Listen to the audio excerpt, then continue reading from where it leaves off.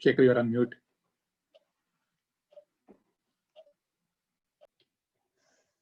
ॐ गणानां त्वा गणपतिगुं भवामहे कविं कवीनामुपमश्रवस्तमम् ज्येष्ठराजं ब्रह्मणां ब्रह्मणस्पत आनः शृण्वन्नोतिभिः सीदसादनम् ॐ श्रीमहागणपतये नमः। ॐ श्रीसरस्वत्यै नमः। ॐ नमः प्रणवार्धाय शुद्धज्ञानैकमूर्तये निर्मलाय प्रशान्ताय दक्षिणामूर्तये नमः। सदाशिवसमारम्भां शङ्कराचार्यमध्यमाम् अस्मदाचार्यपर्यन्तां वन्दे गुरुपरम्पराम्।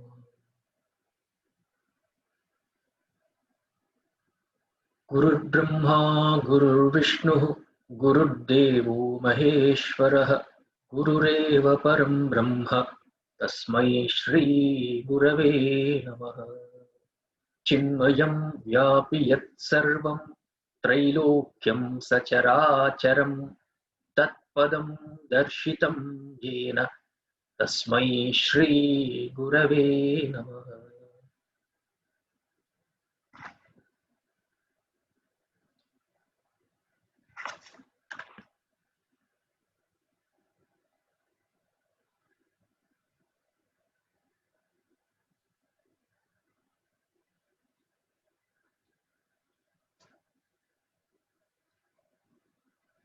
ॐ नमो भगवते रुद्राय।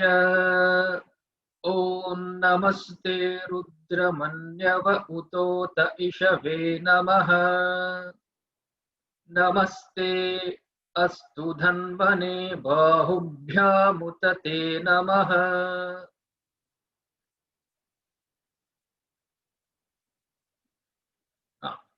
Up to here we did, right?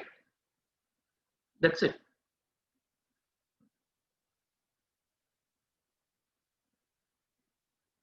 Okay, Sunita ji, do up to there.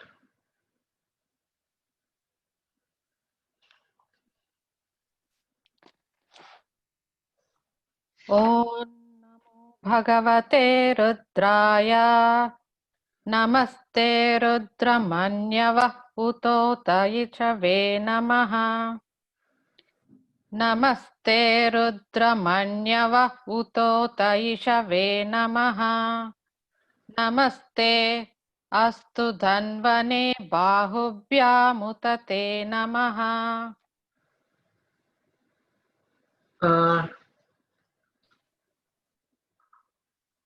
नमस्ते अस्तु धन्वने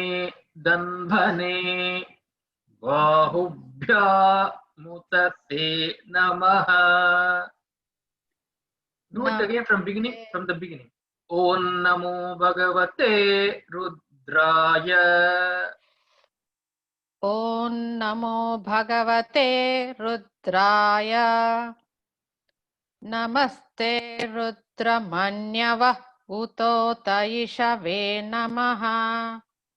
नमस्ते अस्तु धन्वने बाहुभ्यामुत ते नमः.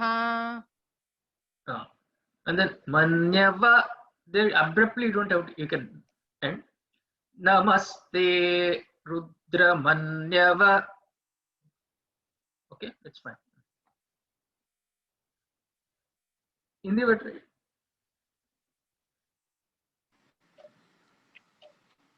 ॐ नमो भगवते रुद्राय। ॐ नमस्ते रुद्रमन्यव उतोत इषवे नमः। नमस्ते अस्तु धन्वने बाहुभ्यामुत ते नमः। If you are using Om again, Bhagavate. Okay, again same Om Namaste you can use. If you are using Om again after Om Namo Bhagavate, same rule. Okay. Instead of saying Om completely, because Om you are closing your lips. So instead of that, it is easy for you. Om Namaste without closing your lips. You are continuing. That's the Okay. see, I mean, Anuswara, right? Continue. Om Namo Bhagavate Rudraya. Om Namaste Rudramanyava Utota Ishave Namaha. Namaste Astu Dhanvane Bahubhya Mutate Namaha. Krishnan. ॐ नमो भगवते रुद्राय नमस्ते रुद्रमन्यव उतोत इषवे नमः नमस्ते अस्तु धन्वने बाहुभ्यामुतते नमः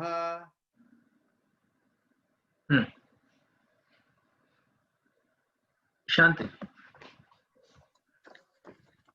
ॐ नमो भगवते रुद्राय नमस्ते Rudram What did you say? Namaste.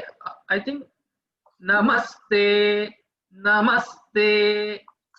नमस्ते नमस्ते रुद्रमन्यव उतोत इषवे नमः नमस्ते अस्तु धन्वने बाहुभ्यामुतते नमः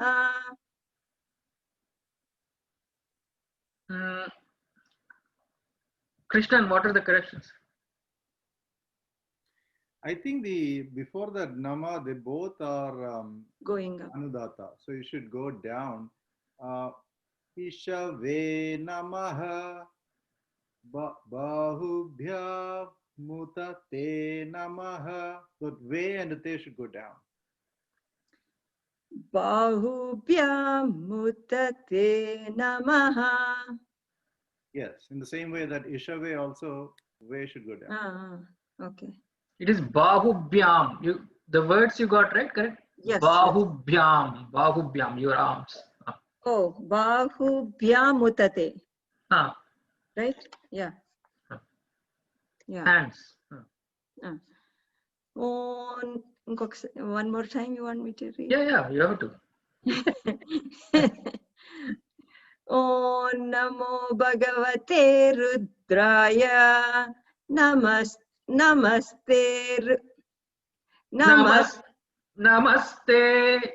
Namaste Rudramanyava Utota Ishave Namaha. Ishave Namaha. Ishave Namaha. Namaste Rudramanyava Utota Ishave Namaha. Namaste Astu Dhanvane Bahubhyamutate Namaha. Namaste, little pause, and then Astu. Namaste Astu Dhanvane Bahubhya Mutate Namaha. Namaste Astu Astu Dhanvane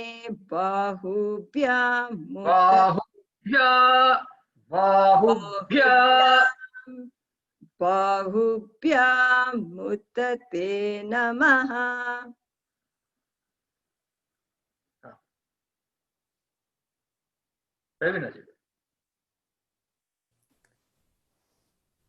Om Namo Bhagavate Rudraya. Namaste Rudramanyava Utota Ishave Namaha. Namaste Astu Dhanvane Bahubhyamutate Namaha. Once more. Om Namo Bhagavate Rudraya. Namaste Rudramanyava Utota Ishave Namaha. Namaste Astu Dhanvane Bahubhyamutate Namaha.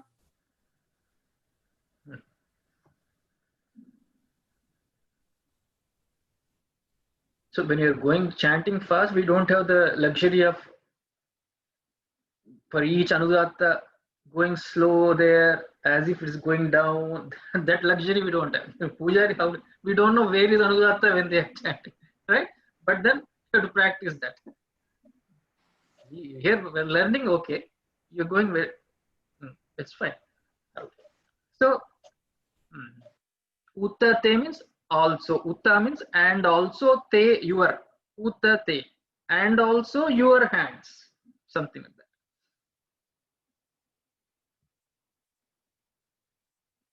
So in fact, for each mantra, some people give, for each mantra there is a rishi, and for each mantra there is a separate chandas. For this Anushtup chandas, and then for each mantra there is a devata also. Of course, whole devata is Rudra. For each mantra, different devatas, different types of Rudras, different Shiva, forms of Shiva. Like for this first mantra, it is Sri Rudra Devata. Rishi is Atreya, they give something like that. Chandas is Anushtup, of course. So some people just chant only one mantra repeatedly for certain benefits, for certain results. Like this mantra they chant for 14 days without fasting, you know. So for some results they want, some benefits. Okay. So Rudra Manyava Utota Ishavena. So to your anger, to your bow, to your arrows, my namaskara. Yata ishu shivatama shivam babhuva te danuhu. Yata ishu shivatama shivam babhuva te danuhu. Yata ishu shivatama shivam babhuva te danuhu. Even though danuhu is Rasva, because it's an ending and then there is a Swarita, you can extend a bit. Danuhu. That's why. Hindi will do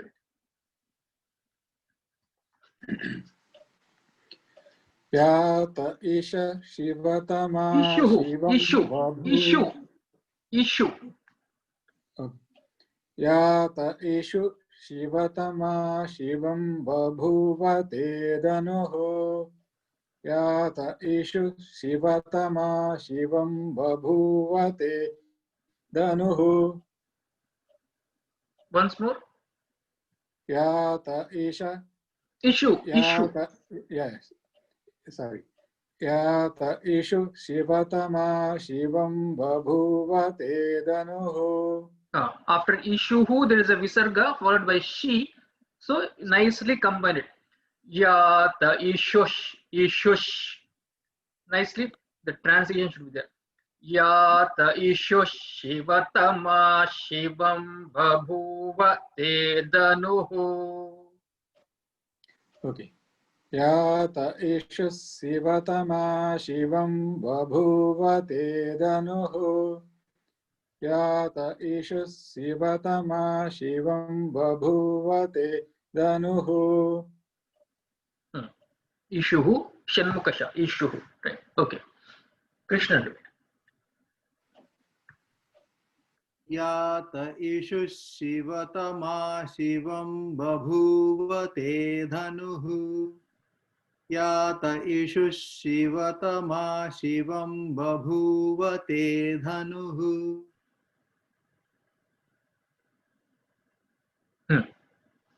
Shanti. Yata ishu shivatama shivam babhuva te danuhu. Yata ishu shivatama shivam babhuva te danuhu. Once more. Yata ishu shivatama shivam babhuva te danuhu. Without stopping. Without any. Okay. यातयिष शिवतमा शिवं बभूव ते धनुः. Right. Yeah. Sunita. Chandra garu, is it Shivam or Shivaf Babuha? No, Shivam Babuva. Because Ba is there. Ba, pa, pa, ba, ba, ma only, right? The nasal is ma only. So don't have to do any nasalize there. Okay. Continue.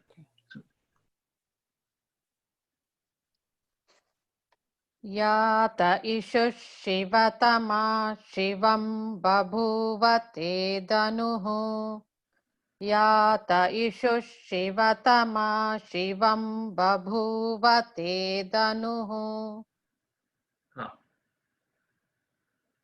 Sure, Praveen. यात इषुः शिवतमा शिवं बभूव ते धनुः.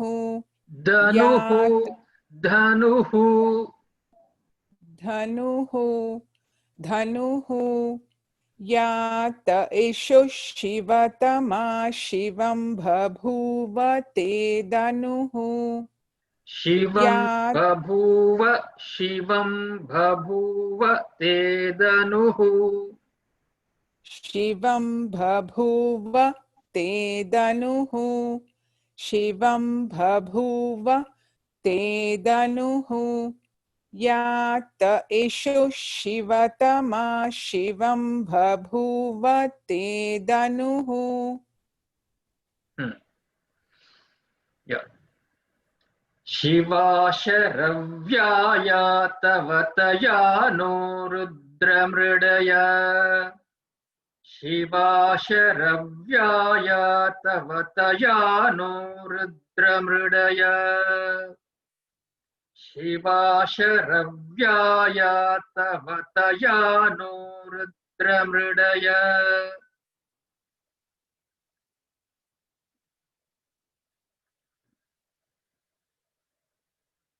Hindi word. शिवा शरव्याया तवतया शिवा शरव्याया तवतया नो रुद्रमृडया शिवा शरव्याया तवतया नो रुद्रमृडया. Krishna. Shiva Sharavyaya Tavataya no Rudramridaya. Shiva Sharavyaya Tavataya no Rudramridaya. Yeah. Sunita. शिवा शरव्याया तवतया नो रुद्रमृडया शिवा शरव्याया तवतया नो रुद्रमृडया. I don't know if it is your style, but I heard Shiva something. Was it correct, Krishnan? Yeah, I didn't see anything wrong with that. Okay, maybe that style of saying it. We chanted she. Okay, fine. Do it once more. शिवा शरव्याया तवतया नो रुद्रमृडया Shiva Sharavyaya Tavataya no Rudramridaya. शिवा शरव्याया तवतया नो रुद्रमृडया. I think that Sha is what probably you're pointing out. That Sha has to be Swarita. I think it's coming in straight. It should come as a Swarita. She, the first one? No, yeah, the second word is Sharavya. Sharavya. Sha is a Swarita. Yeah, Sha Swarita. Shiva Sharavyaya. Shiva Sharavyaya Tavataya no Rudramrudaya. Okay. Are you using the Chinmayaranyam book only? I mean, one that you said? Vijnanam. Oh, Vijnanam. Okay. Vijnanam. Fine.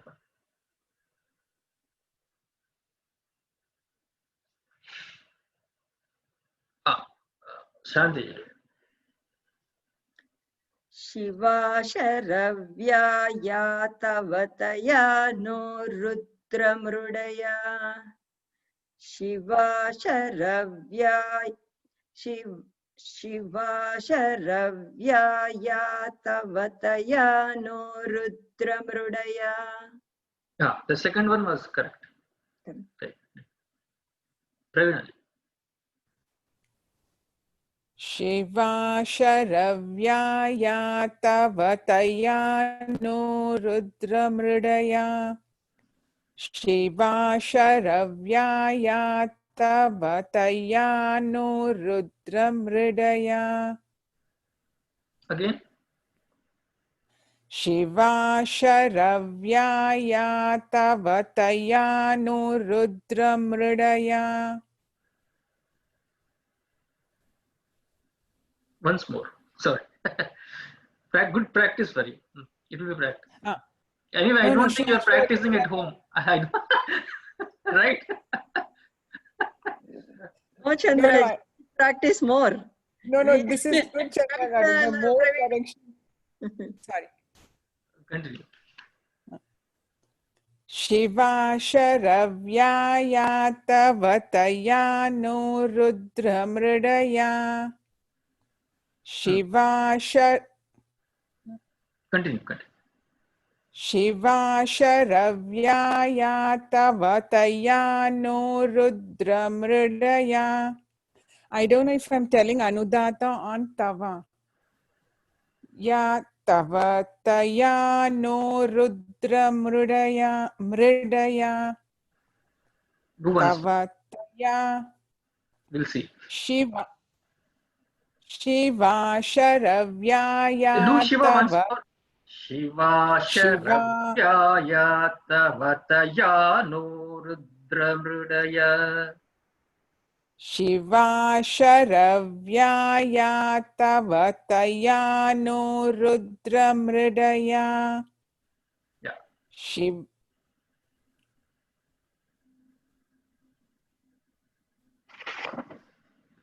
Any corrections, Chandra garu? Oh, that was fine, right? You were right? Fine.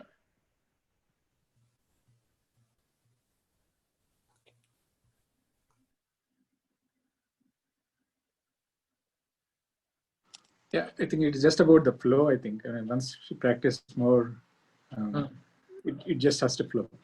Shiva Sharavyaya Tavataya no Rudramrudaya. That flow, I think, will come with practice. Okay.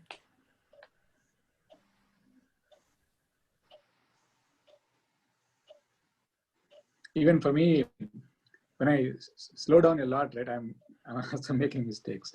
So I think that minimum speed has to be maintained. Yeah.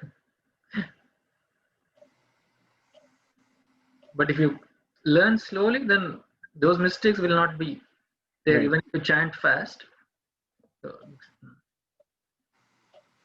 So yeah, ta ishu shivatama shivam babhuva. That issue, those arrows. Now after my namaskaram, in the first one we did namaskara, right? Those arrows. Now ya ta te your ya that arrow issue shivatama babhuva shivam babhuva. That Danu also has become quietened now, kind of, because of my prayer, right? You have become quietened. Now they become shivatama, shivam. Now they are no more frightening. Okay. And Sharavya. Sharavya. What is Sharavya? Shiva. Arrows. Shara. Arrows are the quiver, actually. The quiver. Where we put the arrows. Yeah. So Shiva Sharavya. Even that has become quietened. Now I am little feeling comfortable now. Now, because of my prayer, now I can face my any karma. Basically, that anger, what we told, right, is because of my omissions and commissions that may have committed in my past life or in this life also. So please don't take them seriously. Please forgive them. Okay, neutralize those papas. That's what we're saying. Okay. Shivatama babuva, Shivam babuva, Danuhu babu, Shivam babuva, Sharavya Shivam babuva, and then with that Rudra Mridaya.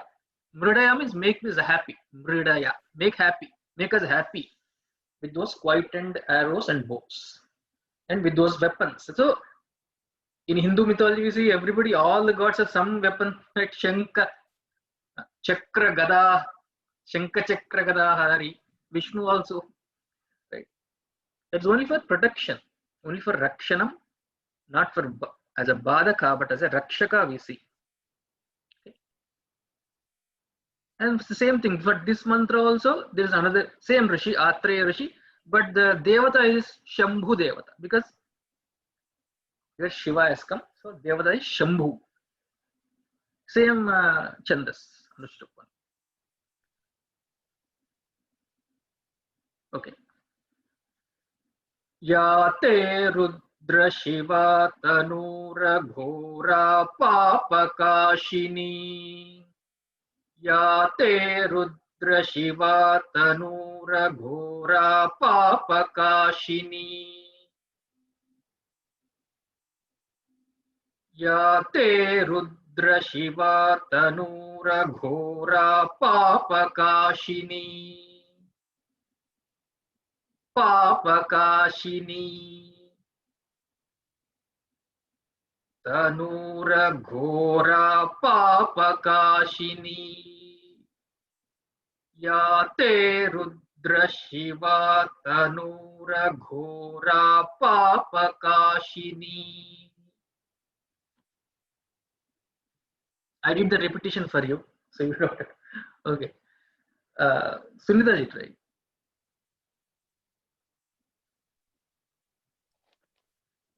या ते रुद्र शिवा तनूरघोरा पापकाशिनी या ते रुद्र शिवा तनूरघोरा पापकाशिनी. Go also, you can put some, it is Mahaprana, so put some Ghora Papakashini.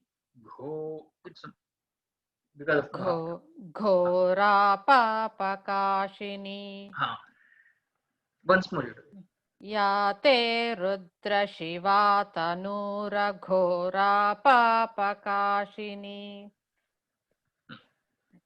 Krishna. या ते रुद्र शिवा तनूर घोरा पापकाशिनी. या ते रुद्र शिवा तनूर घोरा पापकाशिनी.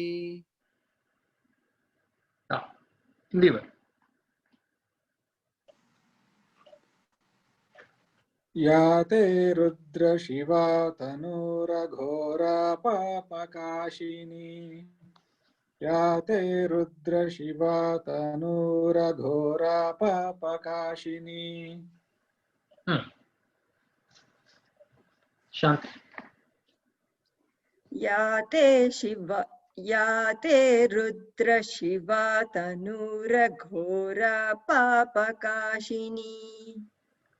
या ते रुद्र शिवा तनूर घोरा पापकाशिनी.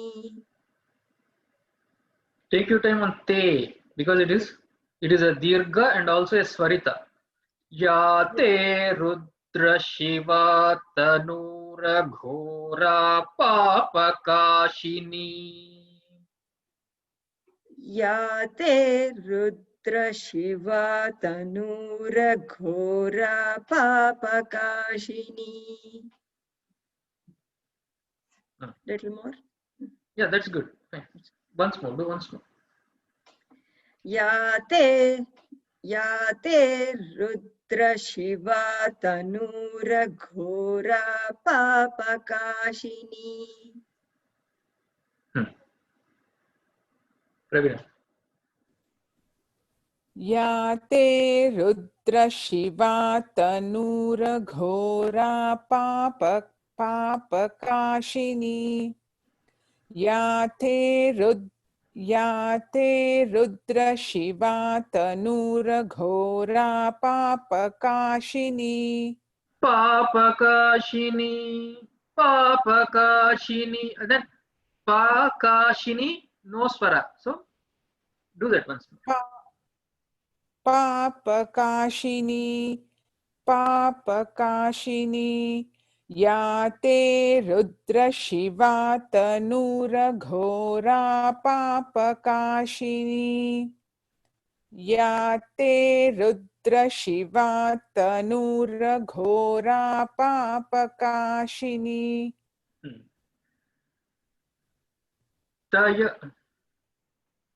तयानस्तनुवाशन्तमया गिरिशन्ताभिचाकशीः तयानस्तनुवाशन्तमया गिरिशन्ताभिचाकशीः तयानस्तनुवाशन्तमया गिरिशन्ताभिचाकशीः.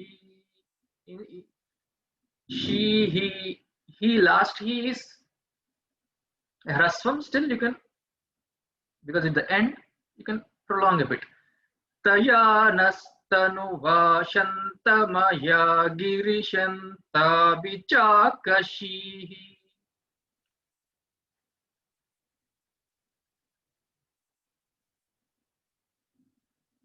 In the word. तयानस्तनुवाशन्तमया गिरिशन्ताभिचाकशीः तयानस्तनुवाशन्तमया गिरिशन्ताभिचाकशीः. Shantamaya. Do that Shantamaya, say again. तयानस्तनुवाशन्तमया गिरिशन्ताभिचाकशीः.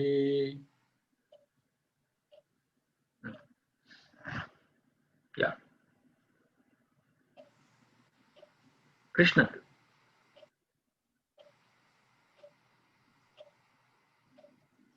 तयानस्तनुवाशन्तमया गिरिशन्ताभिचाकशीः तयानस्तनुवाशन्तमया गिरिशन्ताभिचाकशीः.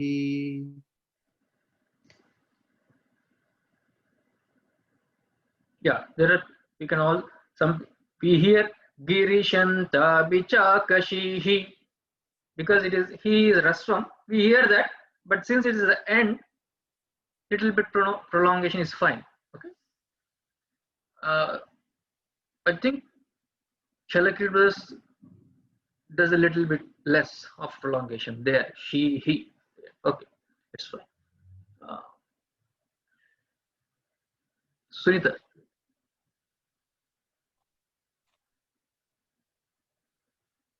तयानस्तनुवाशन्तमया गिरिशन्ताभिचाकशीः तयानस्तनुवाशन्तमया गिरिशन्ताभिचाकशीः.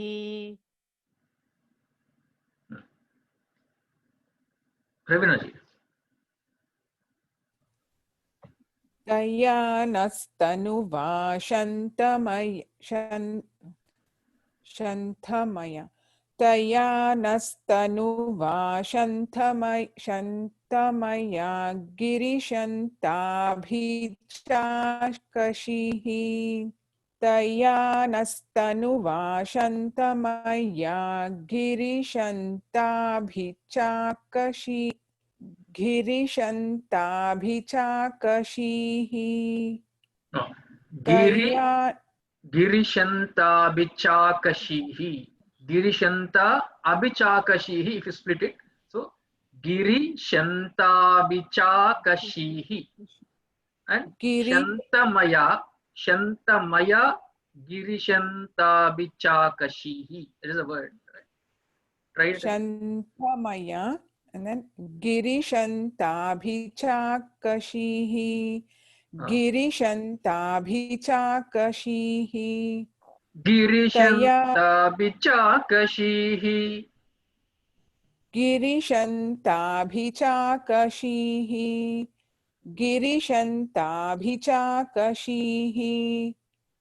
Taya nastanuvashantamaya girishantabhichakashihi. Okay. Shanti. Taya. Sorry. Taya nastanuva. Taya nastanuva shantamaya girishanta Shantamaya. Shantamaya girishanta bichakashihi. Taya nastanuva shantamaya girishanta bichakashihi. Taya nastanuva shantamaya girishanta bichakashihi. You lost your breath at the end. Do again. Practice. Yes.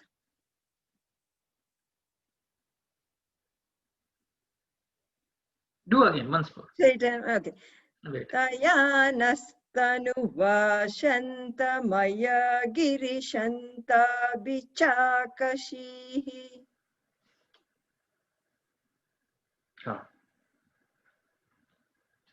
So again, this is another mantra, right? From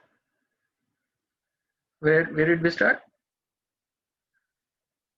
Yate Rudra Shiva Tanura Gora Papakashini Tayanastanuva Shantamaya Grishanta Bichakashi.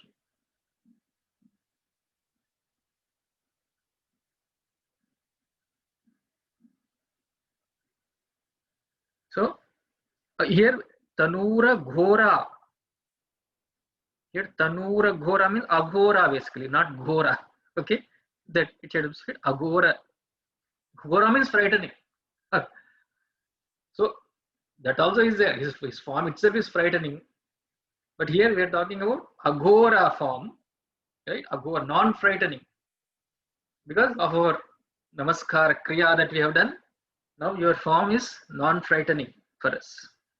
Hey Rudra, Shiva Tanuhu, that with that Shiva Tanu, auspicious body, Tanu means body, and Aghora, non-frightening, Apapakashini, not Papakashini, because of the Avagra is there, right?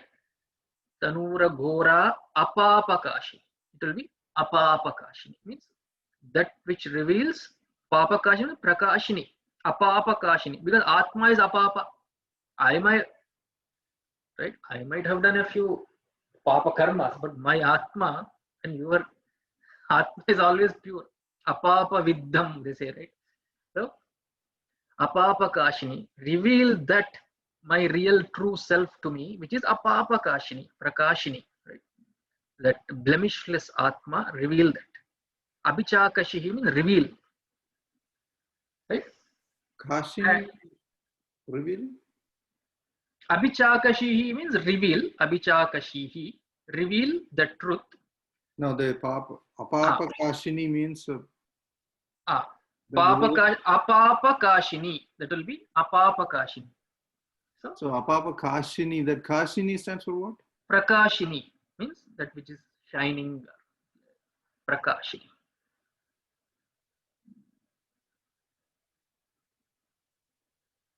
Anything that which shines or Prakashini, anything light we say, right?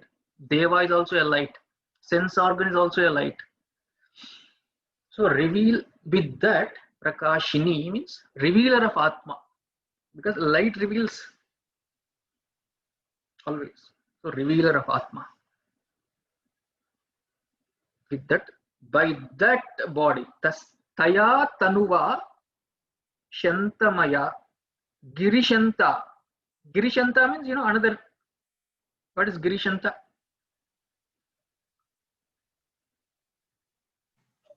One who has got the abode as Giri. Another name. And another, our acharyas also give a Gir means the words of Vedas. Girvani, we say. Girvani. So Girishanta, one who remains in the words of the Vedas and gives us happiness through the words of the Vedas. Giri. Pratigna rupayam vachistitva moksha sukham tanoti. He gives us by, let's say, tattvamasi. He himself is there in the words and is giving that moksha sukham. Moksha sukham tanoti. Girishanta. Another interpretation. So one who remains in the words of the Vedas, such as Mahavakyas, in the Vedanta Vakyas, and gives us happiness. That is another meaning. Oh Girishanta, reveal that with that non-frightening form, Aghora form, and Apapasya Prakashini, Abhichakashihi, reveal the truth, our true nature to us. Now we have come to moksha. We are asking for moksha also here. Okay. Earlier we have asked for him to be quiet, calm, form of a blessing. Okay. Abhicha, that stands for what? Abhichakashihi means revealing.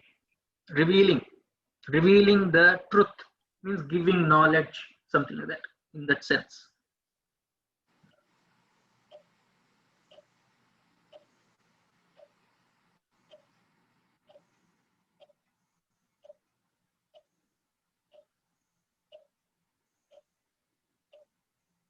So Shantamaya means, what is Shantamaya? In the form of happiness. Shanta, Shantamaya. Who is the Devata here, Chandradev? Same, I think Shambhu only. Shambhu.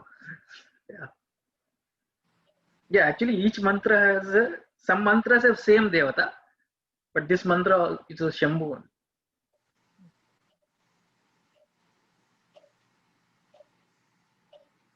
Yamishungirishantahaste bibharshastave.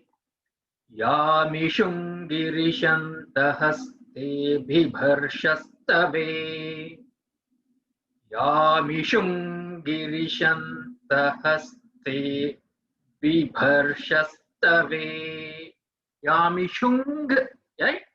Yamishungirishantahaste bibharshastave. Hindi word. Yamishum girishantahaste bibharshastave. Yamishum girishantahaste bibharshastave.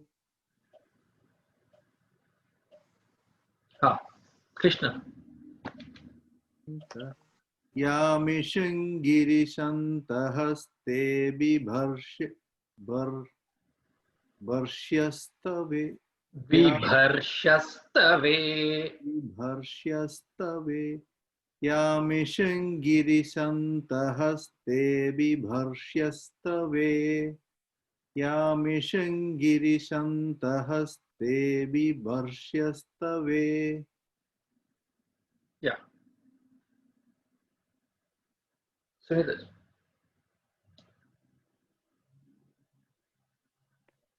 Yamishungirishantahaste.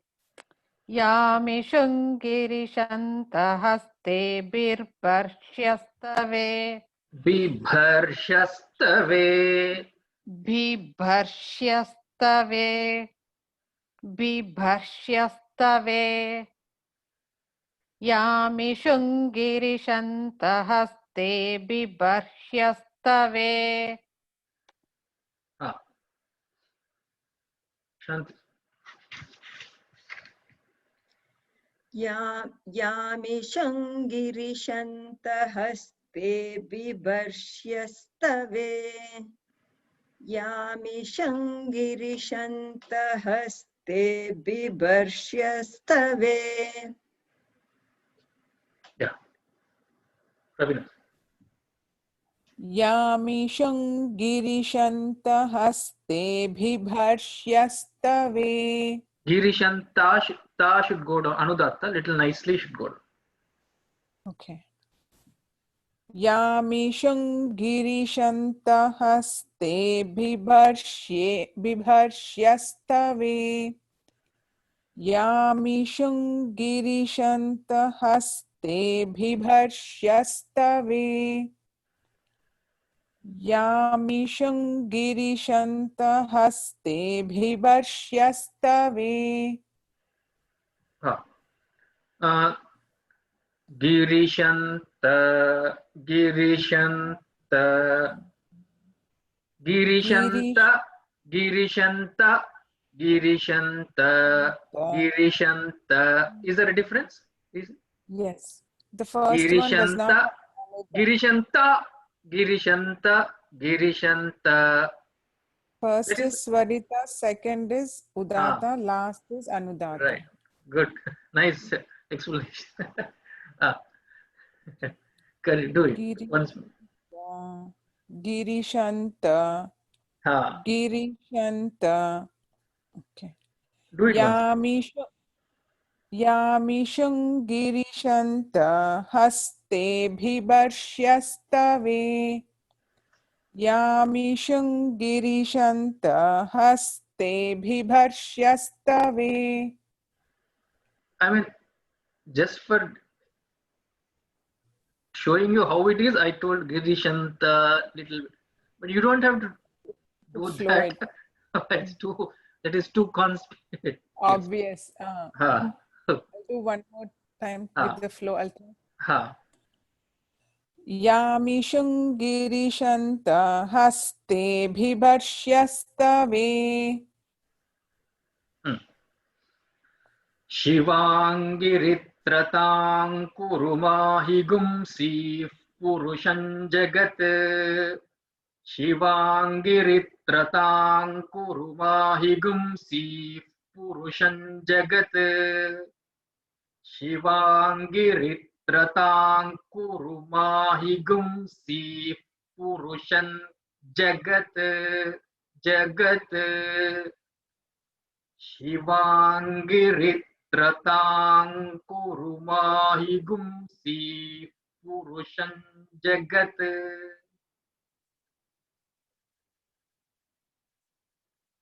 Krishnan.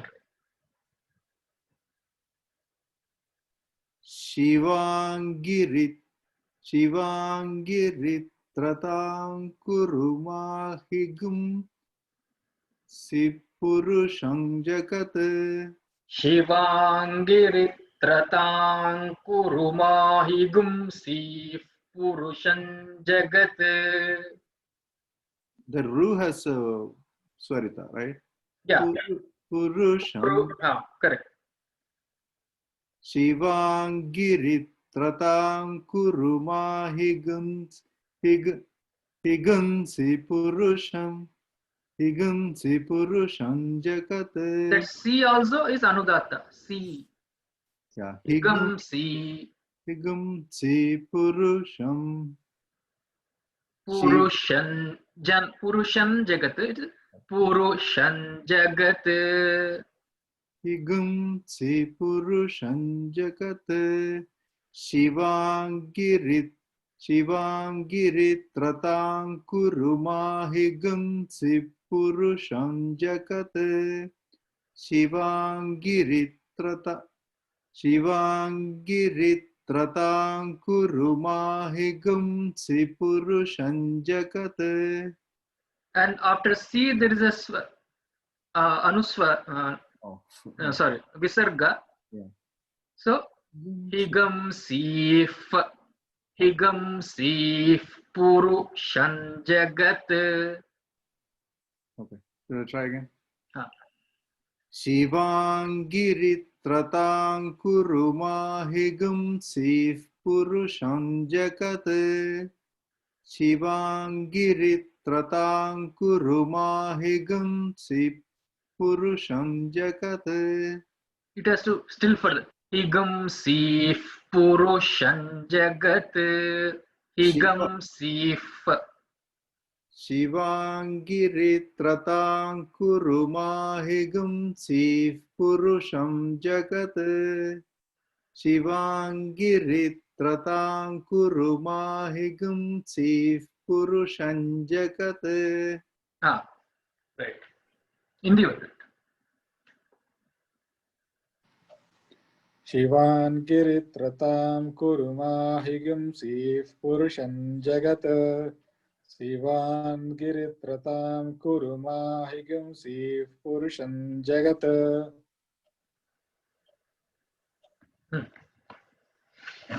That is your style. It was fast. But it's okay. Sunita.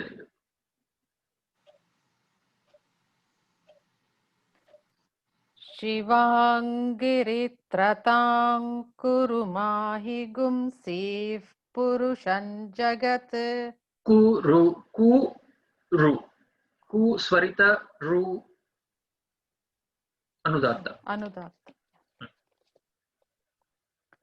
शिवाङ्गिरित्रतां कुरु माहुगुंसीः Kuruma higumsi. Higumsi means himsi. But if you remove the gum, it will be himsi, means harming or anything, something like that. कुरु माहिगुंसीः पुरुषं जगत् शिवाङ्गिरित्रतां कुरु माहिगुंसीः पुरुषं जगत् शिवाङ्गिरित्रतां कुरु माहिगुंसीः पुरुषं जगत्. Yeah.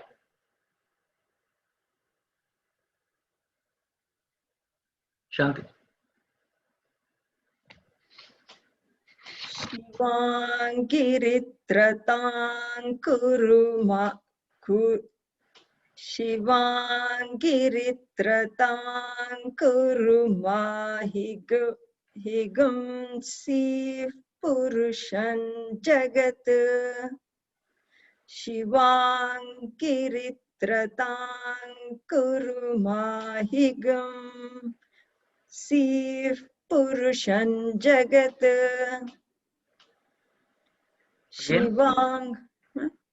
Again, yeah, do it. शिवाङ्गिरित्रतां कुरु माहिगुंसीः. Start over again. I have switched Anudatta here and there.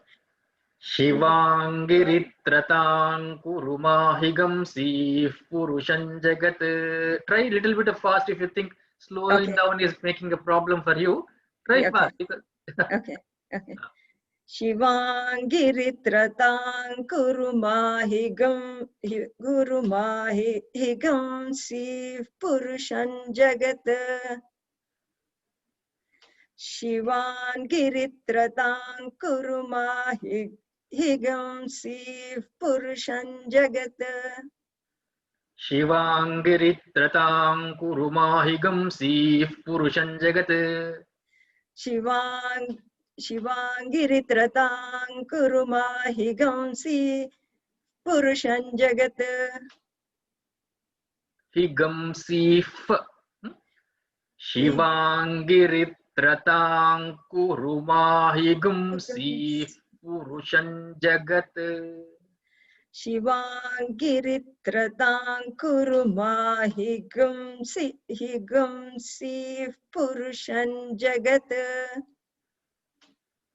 I think I need practice there. Yeah, go. Close it. Praveen. Shivangiritratam kuru mahigamsi purusham jagat. Shivangiritratang kuru mahigam sif purushan jagat. Shivangiritratang kuru mahigam sif purushan jagat. Yeah. So is another mantra. Again, the Devata is Rudra here. Again, another Rishi also is mentioned, Gautama Rishi for this. Different chandas, I think Gayatri chandas for this. And same meaning, of course. Now, earlier two mantras we have asked for material happiness and of course the highest happiness, spiritual happiness. But now we are asking, remove any obstacles in that path of gaining that happiness. Remove any ma higumsi purushan jagat. Please do not hurt. Himsi means ma higumsi. Ma higamsi. Ma means not. Please do not hurt Purusham, me, and Jagat. The whole world. Please see that nobody is hurt or having any problems in pursuing this dharma, the happiness of course, dharma, and also the highest bliss that earlier we asked for, right? Apapa Kashini. Right? And Tayanastan Yamishung Girishanta Haste Vibharshastave. Okay. Vibharshi means you are holding Vibharshi. Astave, as if to throw. Astave, to throw the arrows. So see that they are a blessing to us, not to hurt us, but as a blessing. Maybe you can throw it on our enemies. Our enemies means our internal enemies. Antara Shatru. Okay.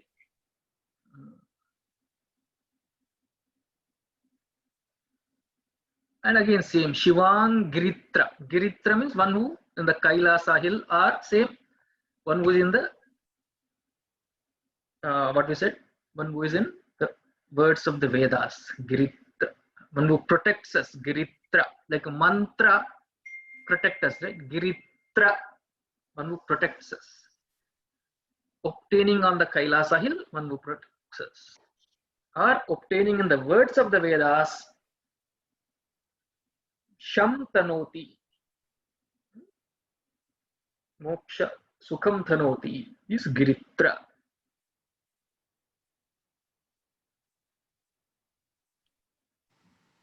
So here also it is same. Giritra is. You can use the same, either same meaning or like mantra means mananatrayate. Giritra is one who protects us by being in the words of the Vedas. Giri.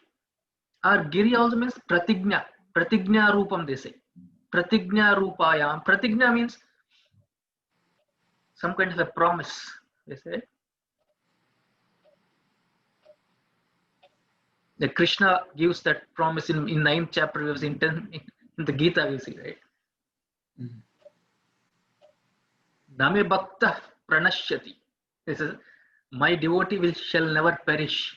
He says, Krishna says, na me bhakta pranashyati. That is a pratigna he gives. Something like that. So Giri is a pratigna. So he protects us. Not only a hill means what? Something more reverential, something above. Hill doesn't mean Kaila. Right? Something above means something more reverential, something more sacred. Kailasa hill, you can say. Okay, one who blesses us by being in the Kailasa hill or the words of the Vedas. Purusham Jagat means. Purusham means Purusha, me, and also the world, Jagat. Oh, Purusham, me? Okay. Two. Don't hurt us, don't hurt me. I am praying individually and also the entire world.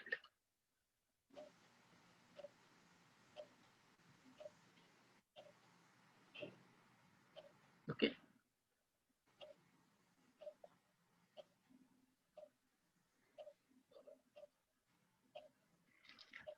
Shivena vachasa त्वा गिरिशाच्चा वदामसि शिवेन वचसा त्वा गिरिशाच्चा वदामसि शिवेन वचसा त्वा गिरिशाच्चा वदामसि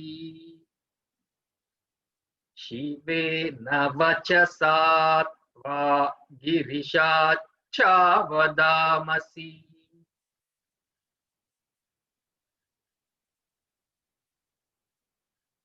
सुनता जी लोग.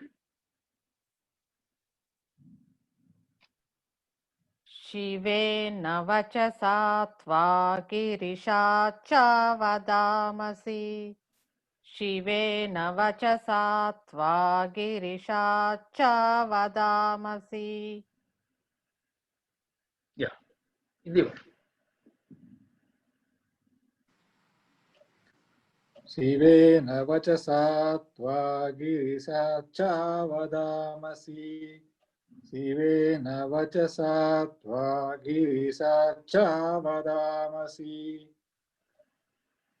Was there any correction, Sunita ji, there? Sorry, I didn't listen. I didn't listen. I You're was practicing? Yeah. So, okay, let me say one more time. You can please correct me. शिवेन वचसा त्वा गिरिशाच्चा वदामसि. Looks good, Chandrajan. Yeah, looks first time good, but- I made a mistake. No, now you corrected it. Yeah, exactly. First time I made a mistake, but she did not catch. That's why I corrected myself now. So I said Sivena, not Shivena. So I think that Sha I did not pronounce. No, you said Girisacha. Instead of Girisha, you said Girisacha, I heard. Yeah, in both the places I put Sa instead of Sha. Right. It is Sha. Shankara Sha. Shiva. Shiva Sha. Sha. Krishna. शिवेन वचसा त्वा गिरिशाच्चा वदामसि शिवेन वचसा त्वा गिरिशाच्चा वदामसि. Yeah. Shanti. शिवेन वचसा त्वा गिरिशाच्चा वदामसि शिवेन वचसा त्वा गिरिशाच्चा वदामसि शिवेन वचसा त्वा गिरिशाच्चा वदामसि. And you don't have to go for a tune or Shivena. I mean, chanting, right? Don't bother about the tune. Shivena vachasa tva girishacha vadamasi. Maybe when you open your mouth enough, it will be nice still. So that the chant will be proper. Try once more. शिवेन वचसा त्वा गिरिशाच्चा वदामसि. Yeah, okay. I added my own rag. No, that's fine. So, Praveen ji. शिवेन वचसा त्वा गिरिशाच्चा वदामसि शिवेन वचसा त्वा गिरिशाच्चा वदामसि. Do it once more. Yeah. शिवेन वचसा त्वा गिरिशाच्चा वदामसि Girishacha vadamasi. गिरिशाच्चा वदामसि. Shacha. शाचा गिरिशाचा वदामसि गिरिशाचा वदामसि शिवेन वचसा त्वा गिरिशाचा वदामसि. Shacha means acha. Like Hindi also is acha, we say, right? Acha means pure. It is from Sanskrit only. Acha means good, pure. Vadamasi, words. we pray with pure words, right?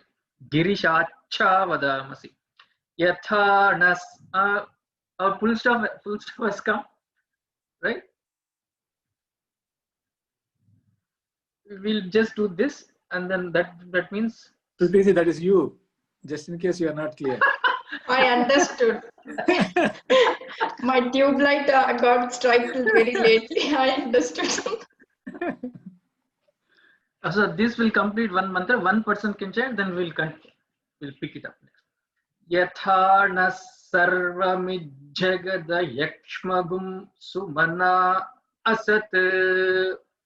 Yatha nas sarvamijjagada yakshmagum sumana asat. Yatha nas sarvamijjagada yakshmagum sumana asat. Sarvamijjagada yakshmagam sumana asat. Yatha nas sarvamijjagada yakshmagum sumana asat. Little bit of a pause. Sumana asat.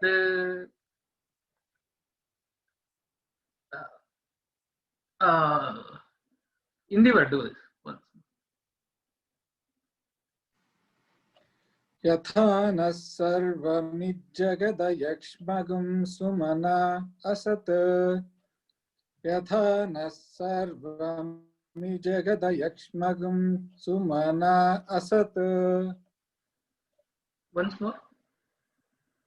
Yatha nas sarvamijjagada yakshmagam sumana asat.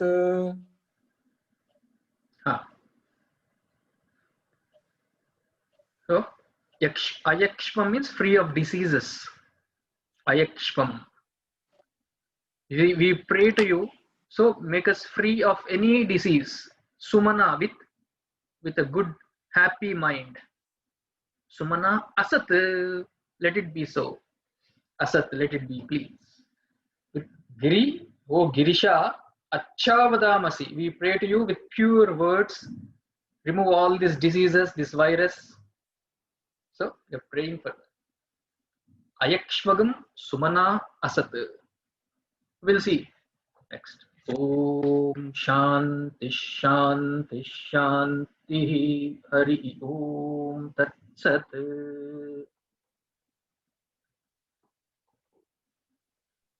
Hari Om Chandra. Hari Om.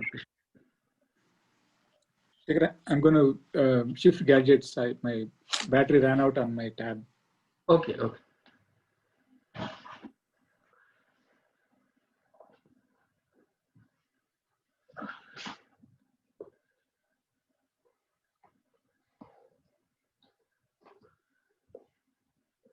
Ashish is busy.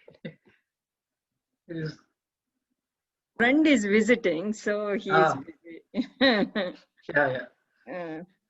Last class he didn't tell me. This class he told me. Yeah, he sent a message that he is busy.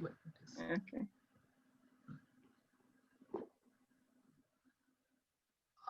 Parthaya Pratibodhita. Who wants to do? Any volunteers? I can do. Yeah, try. Om Parthaya Pratibodhitam Bhagavata Narayanena Swayam Vyasena Gratitam Purana Munina Madhye Mahabharatam Advaitamrutavarshiniim Bhagavatim Ashtadashadhyayiniim Ambattvāmanusandadhāmi Bhagavad-gīte Bhavadveshini.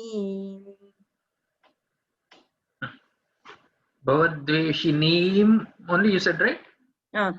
That's what it is.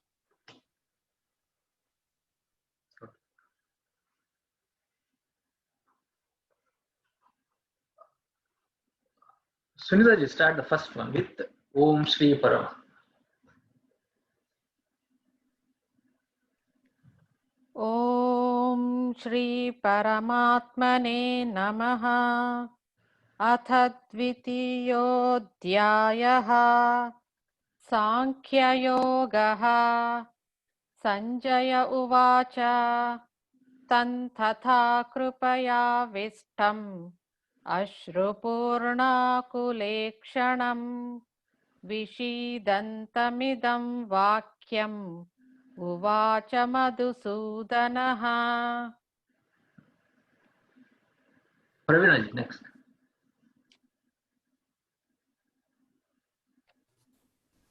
श्रीभगवानुवाच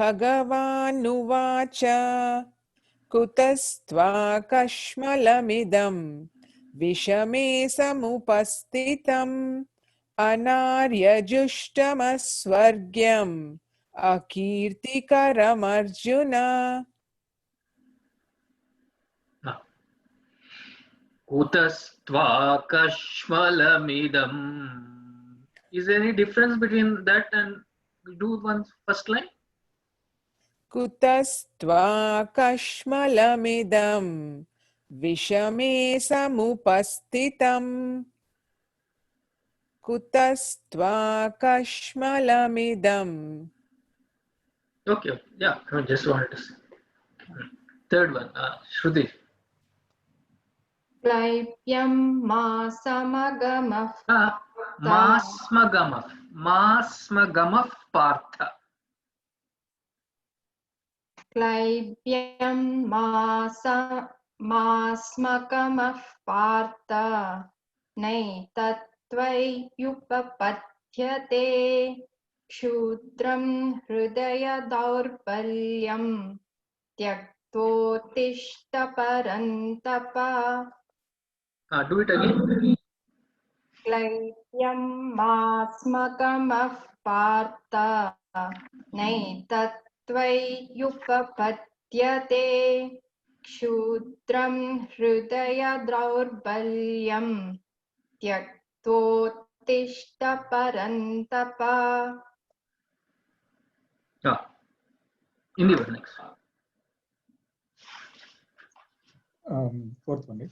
Arjuna uvacha katham bhishmamaham sankhye dronam cha madhusudana yushubhih pratiyotsyami pujarha varisudana. Shanti. गुरून् हत्वा हि महानुभावान् श्रेयो भोक्तुं वैक्ष्यमपीह लोके हत्वार्धकामांस्तु गुरूनिहैव भुञ्जीय भोगान् रुधिरप्रदिग्धान्. When starting, Guruna Hatvahi Mahanubhavan. The tune, if you can get starting, that will be nice. Guruna Hatva hi Mahanubhavan. Right? Yeah. Sunita.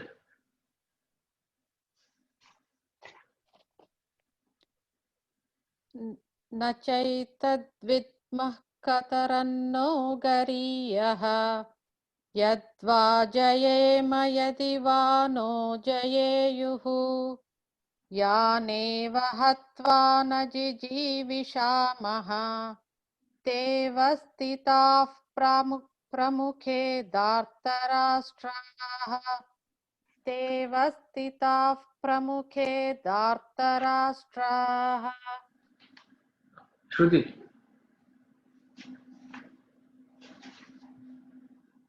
कार्पण्यदोषोपहतः स्वभावः कार्पण्यदोषोपहतः स्वभावः पृच्छामि त्वां धर्मसम्मूढचेताः यच्छ्रेयस्यान्नि निश्चितं ब्रूहि तन्मे शिष्यस्तेऽहं शाधिमां त्वां प्रपन्नम्. यच्छ्रेयस्यान् निश्चितं ब्रूहि तन्मे. यच्छ्रेयस्यानिश्चितं ब्रूहि तन्मे यच्छ्रेयस्यानि स्यान्निश्चितं स्यान्निश्चितं यच्छ्रेयस्यानिश्चितं ब्रूहि तन्मे यच्छ्रेयस्यानिश्चितं ni यानि ni that ni has ni another, what is it called, vattu, right? yeah So स्यान्निश्चितं निश्चितं यच्छ्रेयस्यानिश्चितं ब्रूहि तन्मे right, stressing on me two nis. यच्छ्रेयस्यानिश्चितं ब्रूहि तन्मे शिष्यस्तेऽहं शाधिमां त्वां प्रपन्नम् Hindi word, right? न हि प्रपश्यामि ममापनुद्यात् यच्चोकमुच्चोषणमिन्द्रियाणाम् अवाप्य भूमा वसपत्नमृद्धम् राज्यं सुराणामपि चाधिपत्यम्. The third line went fast. Is it because of your device? I don't know. You were the probably. Yeah, I mean, I think I changed the device. Maybe it's causing some issue. Should I say one more time? Try. न हि प्रपश्यामि ममापनुद्यात् यच्चोकमुच्चोषणमिन्द्रियाणाम् अवाप्य भूमा वसपत्नमृद्धम् राज्यं सुराणामपि चाधिपत्यम्. Shanti. Sanjaya उवाच एवमुक्त्वा हृषीकेशं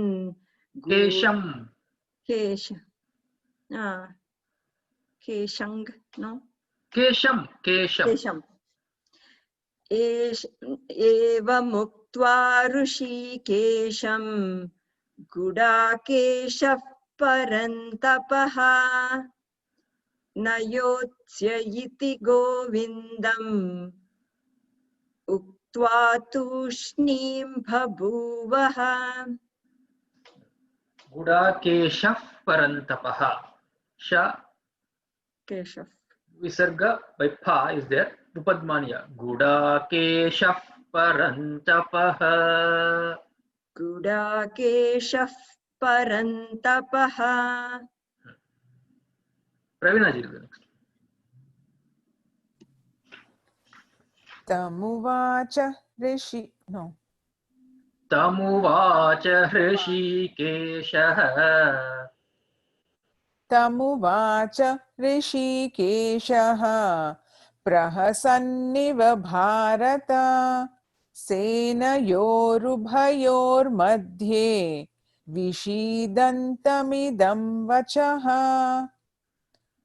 तमुवाच ऋषिकेशः प्रहसन्निव भारत सेनयोरुभयोर्मध्ये विषीदन्तमिदं वचः.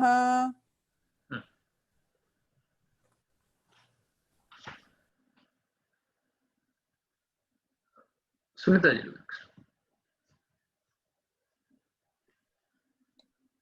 श्रीभगवानुवाच अशोच्यानन्वशोचस्त्वं प्रज्ञावादांश्च भाषसे गतासु न गतासूंश्च नानुशोचन्ति पण्डिताः.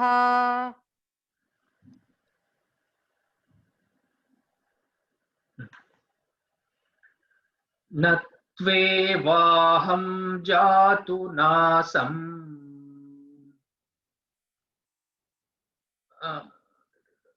Shriti ji, repeat that. न त्वेवाहं जातु नासं न त्वेवाहं जातु नासं न त्वं नेमे जनाधिपाः न त्वं नेमे जनाधिपाः न त्वं नेमे जनाधिपाः न चैव न भविष्यामः न चैव न भविष्यामः न चैव न भविष्यामः सर्वे वयमतः परम् सर्वे वयमतः परम् सर्वे वयमतः परम् न त्वेवाहं जातु नासं न त्वं नेमे जनाधिपाः न चैव न भविष्यामः सर्वे वयमतः परम् न त्वेवाहं जातु नासं न त्वं नेमे न जनाधिपाः त्वं नेमे जनाधिपाः न त्वं नेमे जनाधिपाः न चैव न भविष्यामः सर्वे वयमतः परम् जनाधिपाः शांति जी न त्वेवाहं जातु नासं न त्वं नेमे जनाधिपाः न चैव न भविष्यामः सर्वे वयमतः परम् सर्वे वयमतः परम् सुनते न त्वेवाहं जातु नासं न त्वं नेमे जनाधिपाः न चैव न भविष्यामः सर्वे वयमतः परम् हिंदी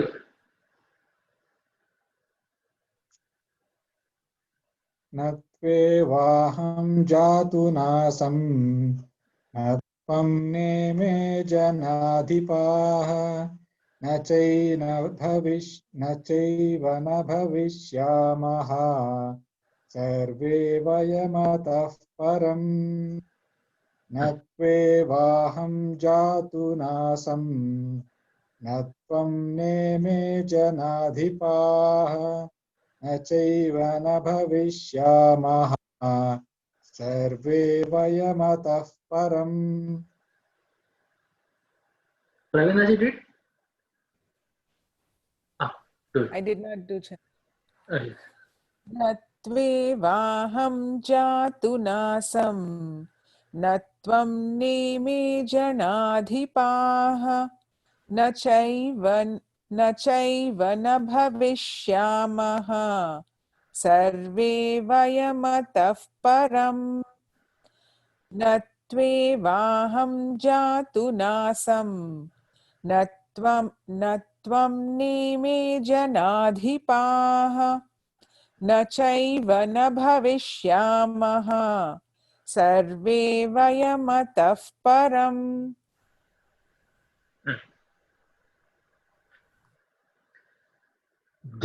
Everybody did, right?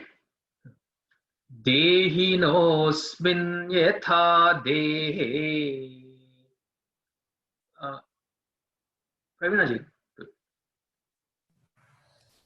देहिनोऽस्मिन् यथा देहे देहिनोऽस्मिन् यथा देहे It is de.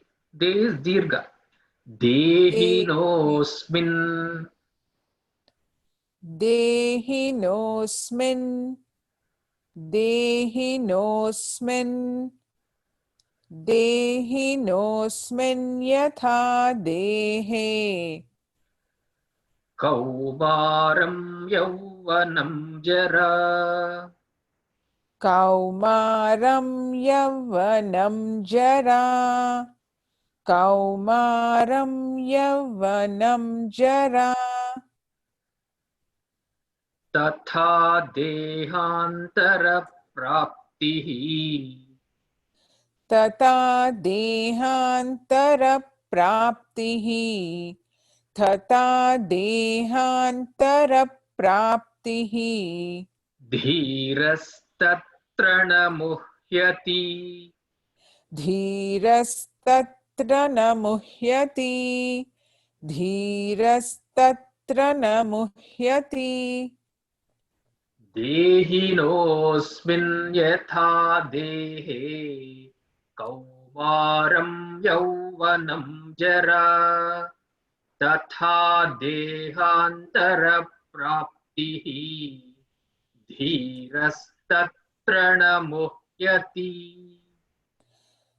देहिनोऽस्मिन् यथा देहे कौमारं यौवनं जरा तथा देहान्तरप्राप्तिः धीरस्त्र न मुह्यति देहिनोऽस्मिन् यथा देहे कौमारं यौवनं जरा तथा देहान्तरप्राप्तिः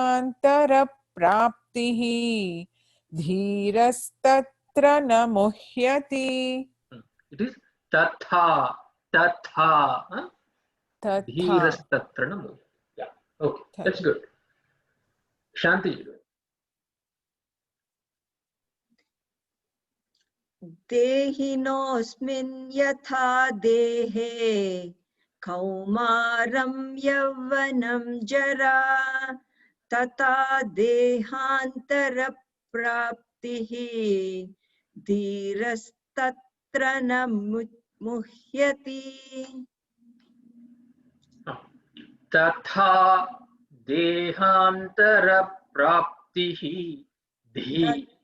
धीरस्तद्धि महाप्राण धीरस्तत्र न मुह्यति तथा देहान्तरप्राप्तिः धीरस्तत्र न मुह्यति. Yeah. Hindi version. देहिनोऽस्मिन् यथा देहे कौमारं यौवनं जरा तथा देहान्तरप्राप्तिः धीरस्तत्र मुह्यति तथा देहिनोऽस्मिन् यथा देहे कौमारं यौवनं जरा तथा देहान्तरप्राप्तिः धीरस्तत्र न मुह्यति. Your voice was breaking, so we couldn't. Some parts didn't come out properly. Like that statra sta was missing because of the voice audio quality. Praptihi. Okay. Shanti ji did, right? Shruti ji. देहिनोऽस्मिन् यथा देहे कौमारं यौवनं जरा तथा देहान्तरप्राप्तिः धीरस्तत्र न मुह्यति देहिनोऽस्मिन् यथा देहे कौमारं यौवनं जरा तथा देहान्तरप्राप्तिः धीरस्तत्र न मुह्यति. Muhyati. Dhirastatra na muhyati. Okay.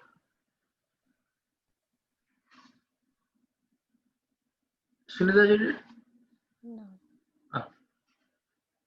देहिनोऽस्मिन् यथा देहे कौमारं यौवनं जरा तथा देहान्तरप्राप्तिः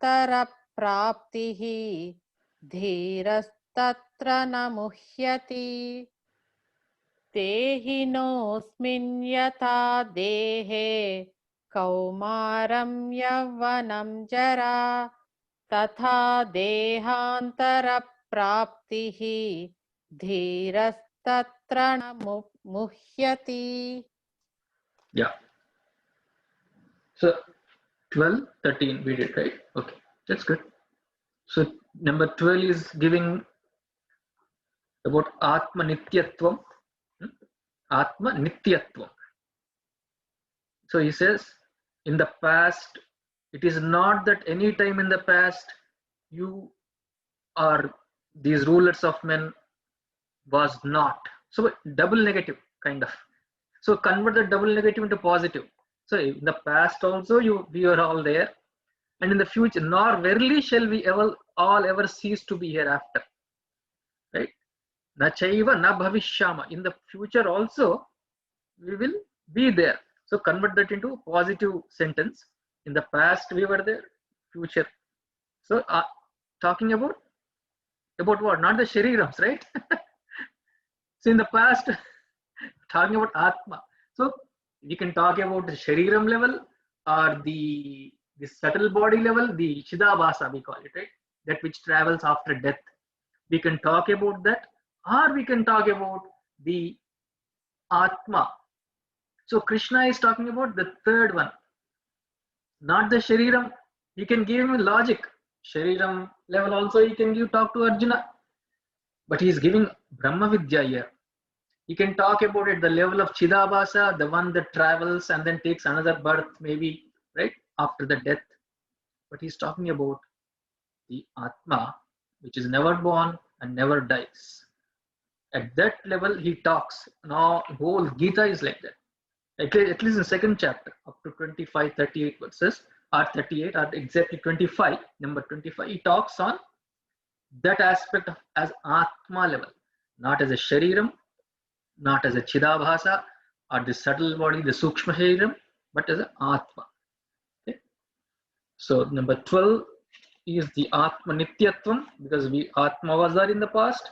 In the future also it will be there. Of course, present anyway, he doesn't have to say. Present, are we there or not? He doesn't have to self-evident present. So na bhavishyamaha. That's done. Okay.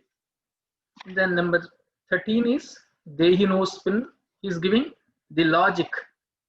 He's showing us the logic, like how when I was a boy, when I was a youth, when I attain old age, the body is changing, but the person who is seeing those changes is not changing. If I also change, then who will say, I was in the boyhood, I did this in the boyhood, the body changed, I became youth. If I also change, I would not have said, I was there in the boyhood body changed, now it became middle age, now it is going to future.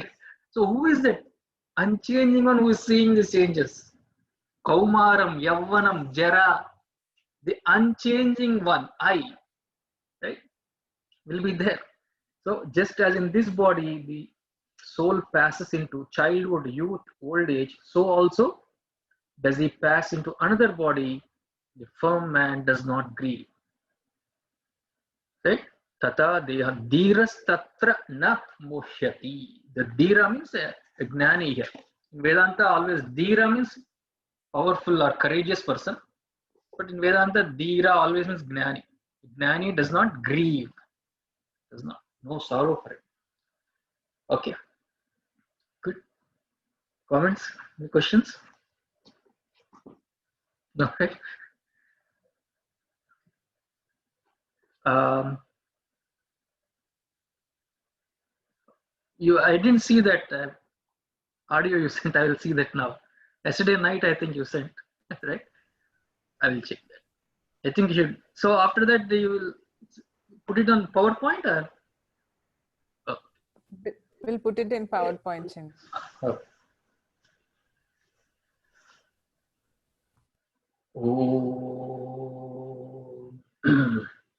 सर्वे भवन्तु सुखिनः, सर्वे सन्तु निरामयाः, सर्वे भद्राणि पश्यन्तु, मा कश्चित् दुःखभाग् भवेत्।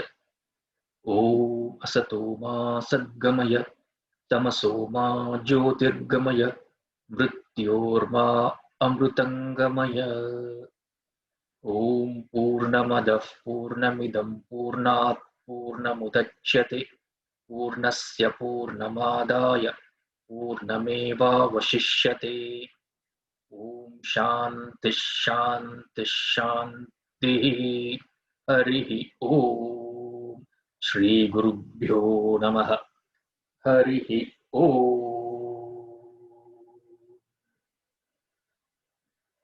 तत्सत्।